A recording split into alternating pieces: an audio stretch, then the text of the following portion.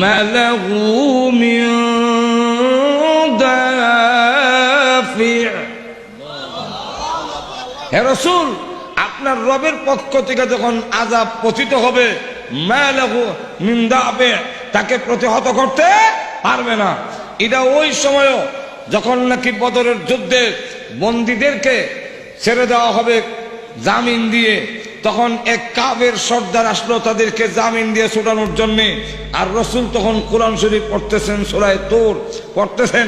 আর এই আয়াত পর্যন্ত যখন গেছে, ইন্না আযাব রাব্বিকা লাওয়াকি' মা লাহু, তখন ওই সর্দার ডাক দিয়া কয়, মুহাম্মদের ধর্ম গ্রহণ না করে উপায় নাই, বাধ্য হইয়া কইছি। এমনি না, সিবাত পেলে সিবা বলে, কি সিবা? মুহাম্মদ তো তোমার কিছু কইলো না, মানলো না, তো কি সিবা? তখন ডাক দেওয়া কয়, সিবাটা কি বুঝছো না? তোমরা তো দেহ নাই। বলে না। বলে আমি যখন মুহাম্মদ সাল্লাল্লাহু আলাইহি ওয়াসাল্লামের কোরআন শরীফ পড়া শুনতেছি, আর যখন পড়লো ইন্না আযাব রাব্বিকা লাওয়াকি' মা লাহু মিন দাফি', এমনি তাকায় দেখি উপর থেকে একটা কালো গজবের হাত, লম্বা লম্বা নখ, লম্বা লম্বা চুল, আমাকে ধরার জন্য এইভাবে আসতেছে।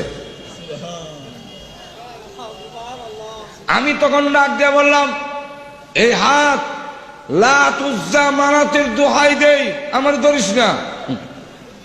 দোহাই মানে না, হুমকি দিলাম, আমার গোষ্ঠী বলো সন্ত্রাসী গোষ্ঠী, তোর হাত ভেঙে ফেলবে।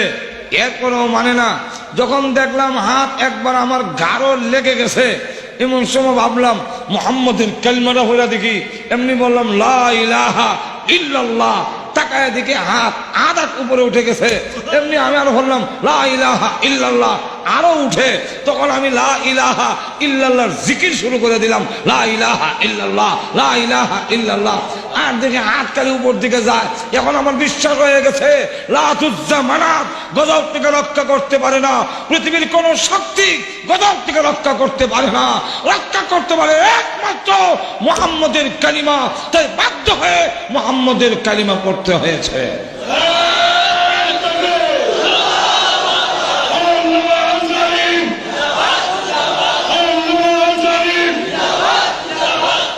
এখন লক্ষ্য করে দেখেন, ওই যে ১৫০০ বছর আগে যে এই ঘটনা ঘটছিল, আজও আল্লাহর গজব যখন আমেরিকা আসে, তারা ক্ষেপণাস্ত্র যা আছে মারলে কাজ হয় না, ফিরে না। যেরকম ঠিক কিনা?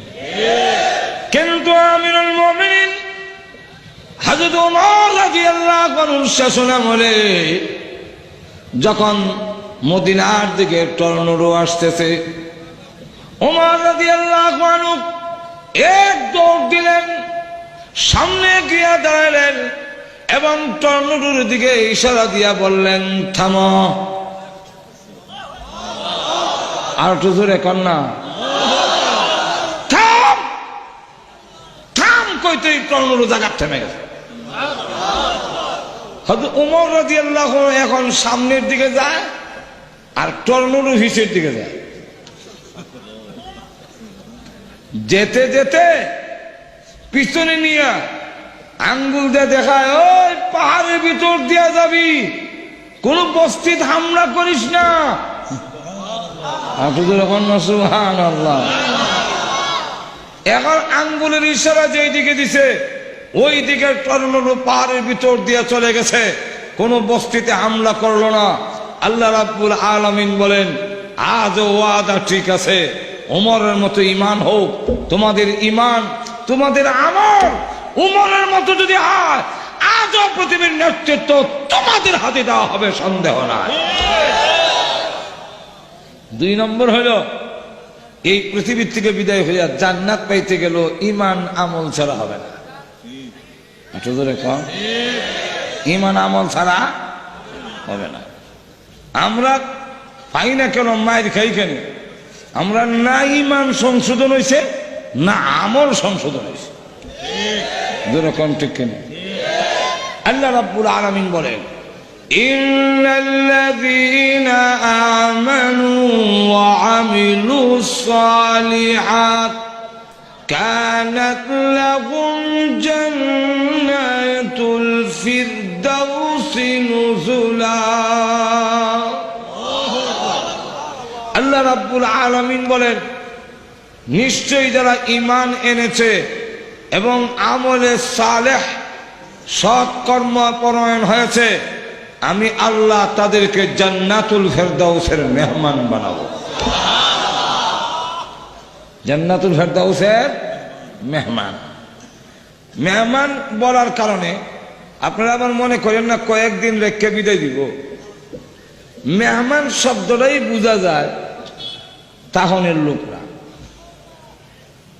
আপনারা আমার কথা বুঝেন কিনা? আল্লাহ কিছু হা না কইেন। যদি কেউ বলে উনি আমার মেহমান, এটি বোঝা যায় আর বুঝবার বাকি থাকে না, উনি থাকবে না, চলে যাবে। ঠিক না? শ্বশুর বাড়িতে তো কেউ তাহে না, থাকলে মেহমান তাহে না, শেষ পর্যন্ত গড় জামাইয়া হয়ে যায়। তাহলে আল্লাহ যে বললেন মেহমান বানাবেন, এতে বোঝা যায় বের করে দিবেন। তাই পরের আয়াতে বলেন খালিদিনা ফিহা লা ইয়াবগুনা আনহা হিওয়ালা।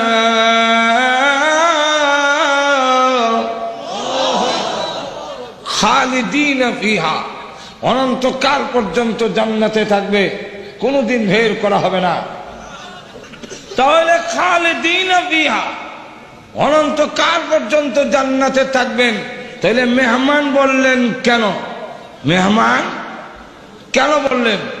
মুফাসসিরিন কেরাম অনেক জবাব দিছেন। এর একটা জবাব হইল আল্লাহ বুঝাইতে চান একদল হলো কামলা শ্রমিক, আর আরেক দল হলো মেহমান।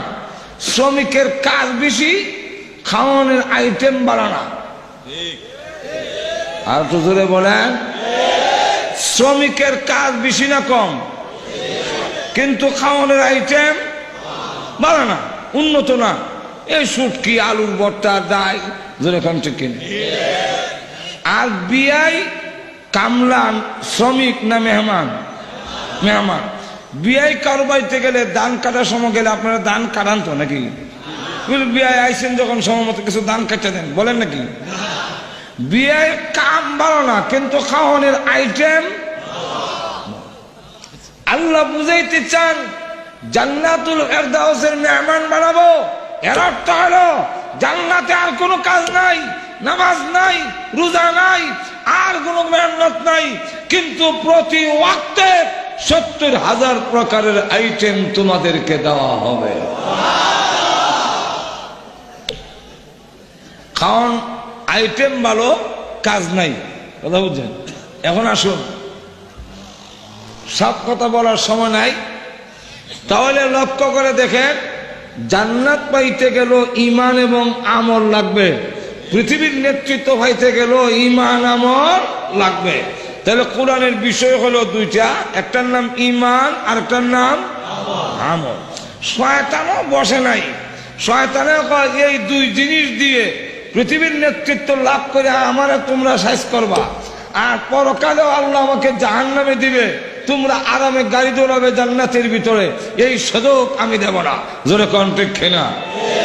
তাই শয়তান আমাদের ঈমানকে ধ্বংস করার জন্য শিরকের আস্তানা গেড়েছে, শিরকের হাত পেতেছে, শিরকের মাধ্যমে ঈমান ধ্বংস করার জন্যে, আর আমলকে ধ্বংস করার জন্য বেদাত নামক ষড়যন্ত্রের জাল হেঁটে রেখেছে।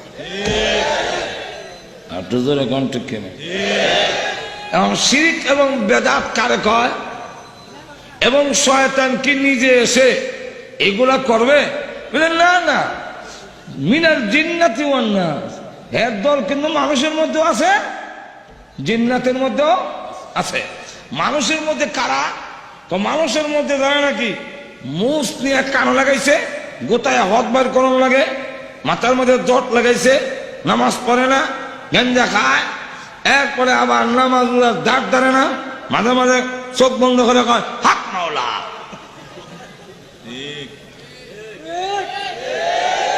আর বলে নামাজের দরকার নাই, উজু গুসুলও লাগে না, পানির নিচে মোমের বাতি বান বাতাসে নিভে না। আরে ফির আউলিয়ারা নামাজ পড়তে উজু গোসল লাগে না। একটা গাছের 3টি ডাল, কোন ডালেতে বিলাল শুরু করে, তখন বুঝবে যারা নামাজ লাগে না বলে, বুঝবে মিস্টার ইবলিস তো আর দেখা যায় না, এটাও ওই মিস্টার ইবলিস। আর একটু জোরে কাম। যাই হোক, তাহলে মাক্কি সূরার বিষয় কি, মদিনা সূরার, মাদানী সূরার বিষয় কি, আপনারা সংক্ষেপে তো কিছু জেনে নিলেন। এবার আসুন